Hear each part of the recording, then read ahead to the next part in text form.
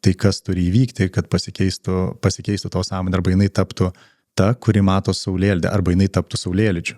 Ir kaip pavyzdys, kaip mes su tavim tada, kai važiavom ryte dviračiais, ir kaip tu sakyk, kaip gali būti, kad mūsų pokalbyje taip skleidžiasi gamta, ten paukščiai skrenda gražiai ir taip toliau, ir taip toliau. Jo, aš sakiau, paukščiai tikrai turi kažkokią estetikos pajautą, jie praskrenda tokiame aukštyje ir tokiu atstumu, nieko aplinkui nėra, tik mes dviese, jie tikrai tai daro, kad mes visą tai matytume. Negali būti, kad tai yra visiškas atsitiktinumas. Taip, bet aš šito vietoj irgi pabuvau, nežinau, šiandien važiuojant ir pargrįžo tas vaizdas, tas įspūdis, ta patirtis.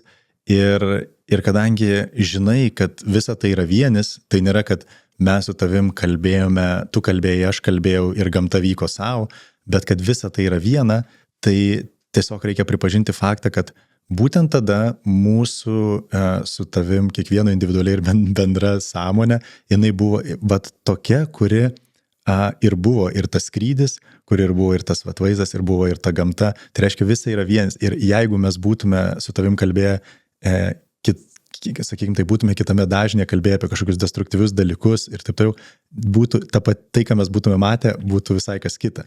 Ir suprasti, kad, tiksliau žinoti, kad visa tai, kad tu matai, tai esi tu,